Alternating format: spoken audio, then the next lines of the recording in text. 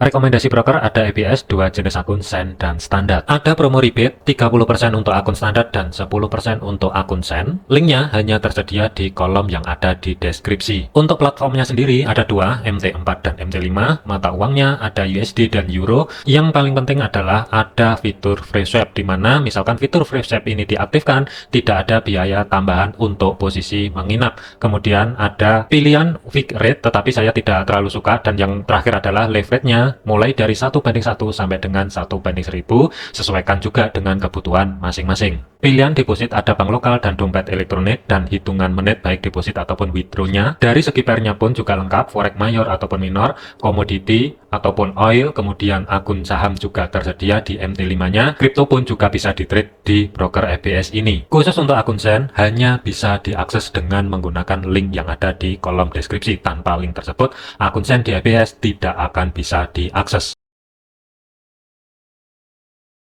Assalamualaikum warahmatullahi wabarakatuh. Selamat datang di channel Efeksional Tasit. Baik rekan-rekan semua, update outlook untuk 1 minggu ke depan ya, yang diperuntukkan nanti mulai tanggal 24 sampai dengan tanggal 28 Maret 2025. Sebelum masuk ke teknikalnya, dari segi fundamental yang akan menjadi fokus untuk minggu depan ini, hari Senin itu ada indeks manajer pembelian yang akan dirilis. Kemudian di hari Selasanya ada kepercayaan konsumen dan penjualan rumah baru.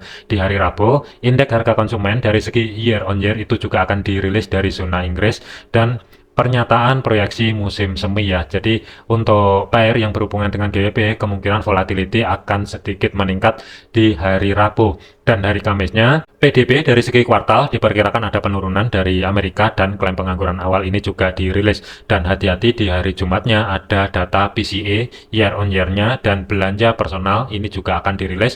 Kemungkinan untuk indeks dolar sendiri potensi volatility tinggi itu kemungkinan setelah hari Kamis ya. Berhubung untuk data perkiraannya ini masih belum keluar, dari segi fundamentalnya nanti akan saya update di video lanjutan. Tapi sebagai kesimpulannya, kalau misalkan khusus untuk hari Senin ini nanti data yang keluar adalah di atas daripada data yang sebelumnya, positif untuk indeks dolar. Tetapi kalau misalkan di bawah 50, negatif untuk indeks dolar. Selanjutnya masuk ke teknikal. Flashback sedikit dari segi indeks dolar. Open market itu berada di zona tengah atau sebagai pivot, dan harga ini kan kedorong ke bawah di history low minggu yang sebelumnya, mampu menahan pergerakan kemudian lanjut ke dorong ke atas.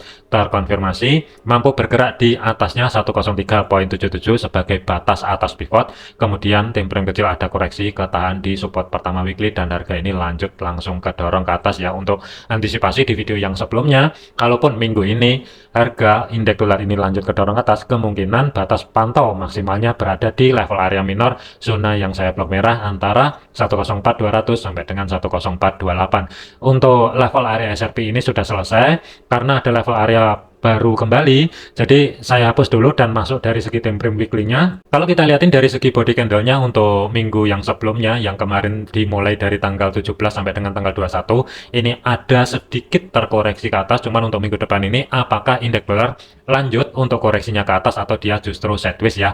Misalkan untuk level area SRP-nya saya tarik di minggu yang sebelumnya, di sini diperuntukkan nanti sampai dengan minggu depan, ada beberapa level area yang mesti diantisipasi sebagai batasan pantau over. Resisten 3 dan resisten 4 itu jatuh di 105 sampai dengan 105.300 atau zona yang saya blok biru. Kemudian support 3 dan support 4, batas pantau over bagian bawah berada di 10235 sampai dengan 102.200 ya. Kalau kita lihatin dari segi time frame 4-nya, untuk open market di minggu depan nanti itu diawali di atasnya resisten pertama weekly yang saat ini berubah fungsi sebagai level area support. Jadi sedikit waspadai di level area zona yang saya blok hijau. Sebagai history hack-nya di minggu yang sebelumnya, di sini kan ada harga 104.21. Jadi kunci jangka pendeknya, misalkan daily close-nya untuk indeks dolar mampu bergerak atau tutup di atasnya 104.21, baru ada potensi arah resisten kedua weekly terlebih dahulu yang berada di 104.55. Tetapi kalau misalkan dia kembali ke bawah terlebih dahulu, yang akan menjadi antisipasi bagian bawah adalah di zona tengah atau sebagai pivotnya ada blok abu-abu dengan batas atas pivot 10383, pivotnya 103.71, dan batas bawah pivot itu berada di 103.58. Kalau kita lihatin dari segi time frame satunya, hati-hati di resisten kedua weekly. Di kirinya di sini juga ada zona supply yang masih fresh. Dikarenakan untuk minggu depan nanti itu diawali di atasnya resisten pertama weekly, weekly yang saat ini support. Jadi sebagai kunci penurunannya lebih lanjut, nanti pantau aja mampu atau tidak indeks dolar ini terkonfirmasi body candle daily close-nya tutup di bawahnya 103.58. Kalau misalkan tidak mampu, ada kecenderungan dia kemungkinan akan mengerjakan level area resisten terlebih dahulu, tetapi waspadai potensi koreksi dari segi time frame kecilnya, dan misalkan terjadi untuk potensi koreksinya nanti kurang lebih zona tengah atau sebagai pivot ini yang akan menjadi antisipasinya. Kalaupun kehilangan batas bawah pivot sebagai level kunci bagian bawah, kemungkinan indeks dolar kalaupun turun lebih lanjut, ringnya pun terbatas. Hati-hati di level area zona yang saya blok oranye 10337 support pertama weekly dan 103.200 sebagai history low di minggu yang sebelumnya. Jadi kesimpulannya untuk indeks dolar satu minggu ke depan ini, kalaupun dia lanjut turun ke bawah sebagai batasan pantau overnya, saya lebih prefer kemungkinan tidak jauh-jauh di antara 10337 dan 103.200 terlebih dahulu, meskipun ada potensi ke 10286. Cuman saya masih belum mau bahasin terkecuali nanti daily close-nya sudah terkonfirmasi tutup di bawahnya history low di minggu yang sebelumnya. Antisipasinya adalah ada kecenderungan mungkin indeks dolar ini akan kedorong ke atas atau dari segi time frame besarnya terkoreksi dulu menuju level area resisten ke 2 weekly yang berada di 104.55. Tetapi hati-hati besok di hari Senin, misalkan time frame kecilnya harga mampu bergerak di bawahnya 104.05, potensi koreksi time frame kecil kemungkinan dia akan mengambil di zona tengah atau sebagai pivotnya sebelum indeks dolar lanjut ke dorong ke atas. Dan kunci bagian bawah hati-hati di 103.58. Jadi ada kecenderungan yang pertama bisa aja pelan-pelan merambat ke atas, atau dia ayunan ke bawah dulu mengambil zona tengah atau sebagai pivot baru lanjut ke resisten 2 weekly. Selanjutnya untuk gold, flashback sedikit untuk open market di minggu yang sebelumnya itu kan berada di atasnya resisten pertama weekly ya, yang saat ini support kurang lebih di 2984, harga langsung bergerak ke dorong ke atas. Kenaikannya itu tidak jauh-jauh di level area resisten kedua weekly, ada harga 3046 dan terkoreksi ke bawah ya, ketika sentuhan pertama yang ada di sini dia ngambil di level area minor, lanjut ke dorong ke atas, break tetapi tidak mampu mencapai batasan pantau over yang menjadi antisipasi di minggu yang sebelumnya di 3070-an ya, dan mendadak di hari Jumat kemarin setelah dia harga dari resisten turun ke bawah, koreksi kembali kurang lebih pas 3046. Kalau kita lihatin dari segi candlenya, kurang lebih ini juga masih belum mampu body candlenya tutup di atasnya 3046 untuk hari Jumat kemarin ya, dan mendadak drop secara signifikan mengambil historic high di minggu yang sebelumnya yang berada di area 3005 sampai dengan 3000 ya. Dari segi body candlenya dia masih belum mampu tutup di bawahnya 3005. Menjelang penutupan market harga balik lagi ke dorong ke atas. Dikarenakan untuk level area SRP weekly di sini sudah selesai, ada level baru kembali untuk SRP satu minggu ke depan, jadi ini saya hapus terlebih dahulu. Sebelum masuk ke level area SRP weekly ya, flashback sedikit untuk perjalanan SRP monthly. Jadi untuk monthly sendiri itu kan dia pergerakannya itu diawali kurang lebihnya di zona tengah atau sebagai pivot monthly yang berada di 2864. Harga kemudian bergerak ke dorong ke atas, ada banyak sekali reaksi sebelum dia break di atasnya resisten pertama monthly ya, 2925, dan harga saat ini itu bermain-main di resisten kedua monthly yang berada di 3017. Batasan pantau over monthly-nya yang berlaku sampai dengan nanti tanggal 31 Maret itu ada 3109 sampai dengan 3155 sebagai resisten 3 dan 4 atau batasan pantau over monthly ya, dan posisi saat ini itu masih bermain-main di resisten kedua weekly yang saat ini berubah fungsi sebagai level area support. Kalau kita lihatin dari segi time frame weekly-nya, kurang lebihnya sekitar 3 minggu berturut-turut itu kelihatan banget bullish-nya. Jadi hati-hati waspadai potensial koreksi sebelum gold lanjut ke dorong ke atas lebih tinggi ya. Misalkan untuk level area SRP-nya ini saya tarik dari low sampai dengan high di minggu yang sebelumnya. Untuk menentukan pergerakan minggu depan nanti, batasan pantau overnya sebagai resisten 3 dan 4 weekly itu jatuhnya di 3120 sampai dengan 3138 atau zona yang saya blok biru, dan di area tersebut itu bertumpuk dengan punyanya over monthly. Kalau kita lihatin dari segi time frame 4-nya, posisi harga itu berada di tengah-tengah atau sebagai pivotnya, kurang lebih zona yang saya blok abu-abu. Jadi ini agak sedikit gambling untuk minggu depan. Kalau misalkan dia diawali pergerakannya dari zona tengah atau sebagai pivotnya, rawan terkoreksi terlebih dahulu sebelum gold lanjut ke dorong ke atas. dan sebagai resisten keduanya ada harga 3082. Resisten pertamanya itu kurang lebih 3044, di kiri juga ada zona supply, dan sebagai history high minggu yang sebelumnya itu berada di 3057 ya, atau hati-hati di zona yang saya blok hijau terlebih dahulu. Kunci kenaikan lebih lanjut, misalkan daily close-nya sudah mampu tutup di atasnya 3057, baru ada potensi arah resisten kedua weekly. Tetapi kalau misalkan hari Senin ataupun Selasa, kalaupun dari segi time frame kecilnya ada kenaikan dan ke reject di area 3044 sampai dengan 3050, ini bisa, yang pertama adalah potensi sideways atau dia sedikit terkoreksi ke bawah dulu, ayunan ke bawah baru lanjut ke dorong ke atas, itu juga bisa terjadi. Yang akan menjadi antisipasinya, bagian bawah itu berada di support pertama weekly, kelihatan banget di kirinya di sini kan juga ada zona. Jadi kalaupun untuk gold potensi koreksi misalkan ada untuk minggu depan, saya lebih prepare pantau di 2995 sampai dengan 2982 terlebih dahulu. Selama daily close-nya masih belum mampu tutup di bawahnya 2982, waspadai, ini bisa lanjut ke dorong ke atas. Kalau kita lihatin dari segi time frame H1-nya, mengingat untuk open market minggu depan ini diawali di zona tengah atau sebagai pivotnya, jangka pendeknya hati-hati di batas atas pivot kurang lebih di area 3030.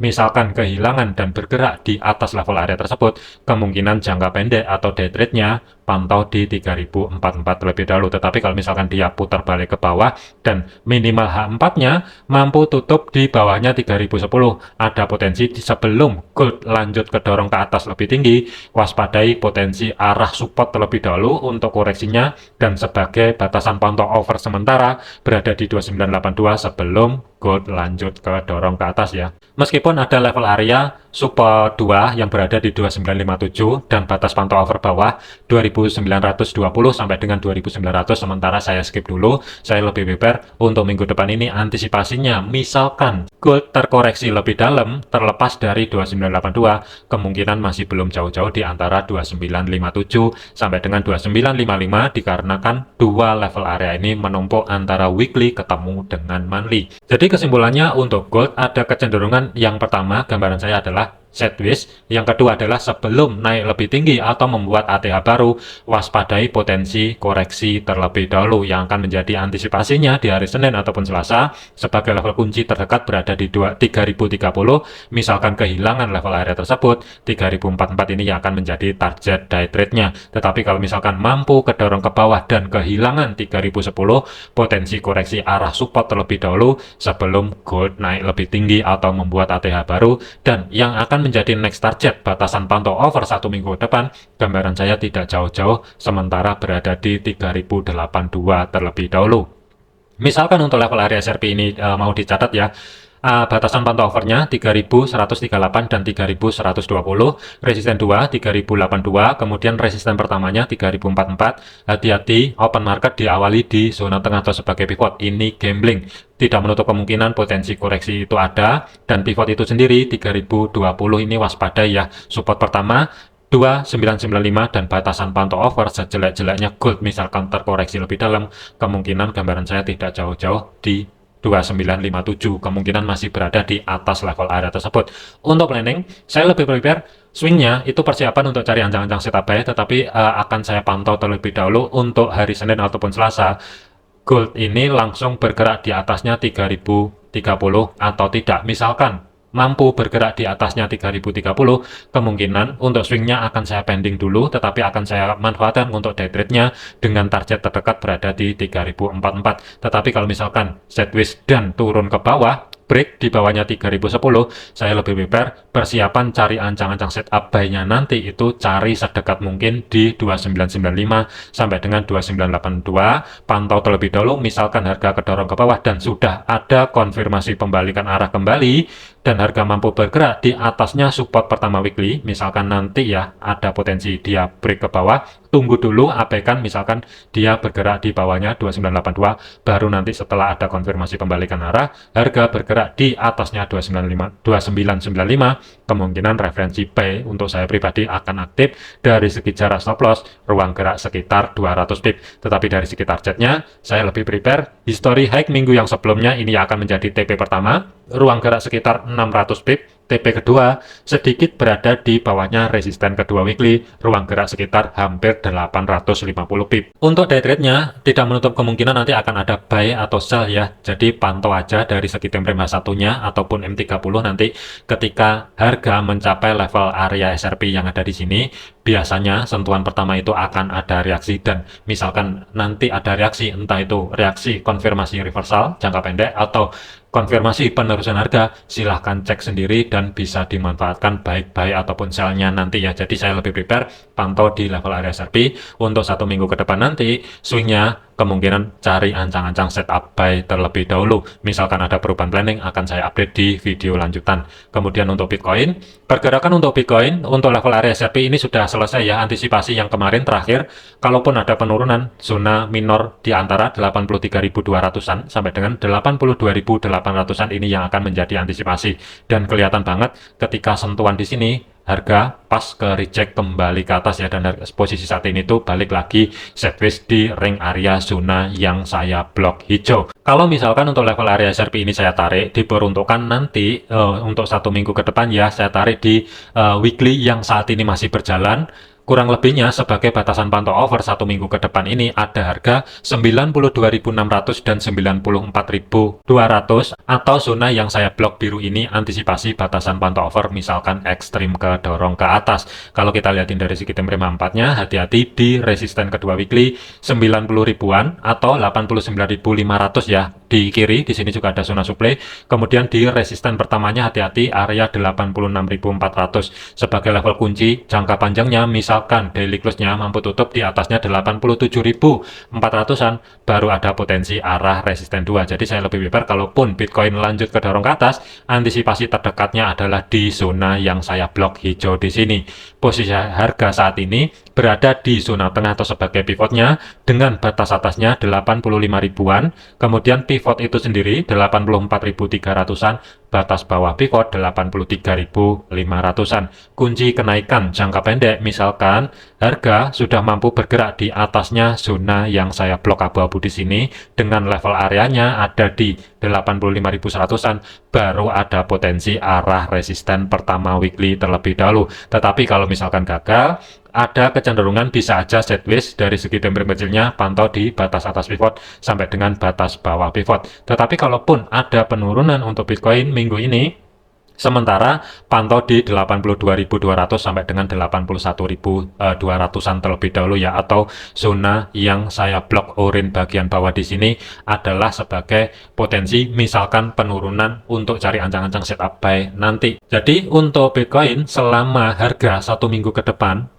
dia masih bergerak di antara ring area zona yang saya blok hijau bagian atas dan zona yang saya blok orange bagian bawah, kemungkinan tidak ada tren. Dan misalkan mau dijadikan untuk cari ancang-ancang baik buy ataupun sell, usahakan cari sedekat mungkin di area zona blok hijau atau blok orange, cari konfirmasi pembalikan arah, kemungkinan bisa dimanfaatkan untuk cari ancang-ancang setup buy ataupun setup sell untuk menekan risiko yang lebih minim ya. Tetapi tren jangka panjangnya nanti Bitcoin saya lebih prepare untuk cari ancang-ancang setup buy. Minggu depan nanti akan saya pantau dulu mampu atau tidak bergerak di level area support sebelum naik lebih tinggi ya. Jadi misalkan ada potensi minggu depan bergerak ke support terlebih dahulu selama body candle daily close-nya belum mampu tutup di bawahnya 81.200-an, saya lebih prepare cari ancang-ancang setup buy dengan target maksimumnya berada di 89.500 atau sebagai TP2-nya. TP pertama berada di resisten pertama weekly. Cuman untuk day trade-nya sesuaikan juga dengan planning ataupun analisa masing-masing. Misalkan untuk level area SRP mau dicatat ya monggo silahkan, sesuaikan juga dengan analisa ya, jangan ditelan mentah-mentah. Jadikan video ini sebagai referensi, jangan dijadikan sebagai patokan. Kalau misalkan ada perubahan planning nanti akan saya update di video lanjutan. Jangan overload, jangan overtrade, tetap disiplin. Terima kasih, sampai jumpa di video yang selanjutnya.